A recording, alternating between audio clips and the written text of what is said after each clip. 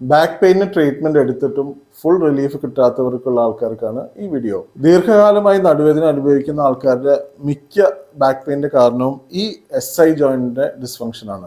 SI joint എന്ന് പറയുന്നത് നമ്മുടെ ഈ താഴത്തെ നട്ടലിന്റെ ഇവിടെ ഈ രണ്ട് ചുഴിയുള്ള ഭാഗത്ത് ഉള്ള ജോയിന്റിനാണ് SI ജോയിന്റ് എന്ന് പറയുന്നത്. SI ജോയിന്റ് മൂലമുണ്ടാകുന്ന ബാക്ക് പെയിൻ പലപ്പോഴും മിസ്ഡയഗ്നോസ് ചെയ്യപ്പെടാറുണ്ട്. ഇത് MRIയിലും CT സ്കാനിലും ഇത് കൃത്യമായിട്ട് കാണാൻ സാധിക്കില്ല. നമ്മൾ ഇത് ക്ലിനിക്കലി അസസ്മെന്റ് ചെയ്തിട്ട് തന്നെയാണ് ഇതിന്റെ ഡിഫറൻഷിയേറ്റ് ചെയ്യേണ്ടത്. ഞാനിവിടെ എൻ്റെ പേഷ്യൻസിന് യൂസ് ചെയ്യുന്ന രണ്ട് ടെക്നിക്കിന്റെ ഒരു ഡെമോൺസ്ട്രേഷൻ കാണിച്ചു തരാം. യൂഷ്വലി ബാക്ക് പെയിൻ ആയിട്ട് വരുന്ന ഒരാൾക്ക് റൈറ്റ് സൈഡിൽ SI ജോയിന്റ് പെയിൻ ഉണ്ടെങ്കിൽ നമ്മൾ ഈ കാല് മടക്കിയതിന് ശേഷം കാല് ഇങ്ങനെ പ്രസ് ചെയ്തിട്ട് നമ്മളൊന്ന് സ്റ്റെബിലൈസ് ചെയ്ത് ഈ ജോയിന്റിനെ ചെറുതായിട്ടൊന്ന് ഓപ്പൺ ചെയ്തെടുക്കാൻ ശ്രദ്ധിക്കും. ഈ ജോയിന്റ് ഓപ്പൺ ചെയ്യുമ്പോൾ തന്നെ അവിടെ ഉണ്ടാവുന്ന ഇൻഫ്ലമേഷൻ കൊണ്ട് അവിടുത്തെ കൺജഷൻ ഒന്ന് ചെറുതായിട്ടൊന്ന് മാറി ചെറുതായിട്ട് ആ ജോയിന്റിന് കുറച്ച് റിലീഫ് കിട്ടാറുണ്ട്.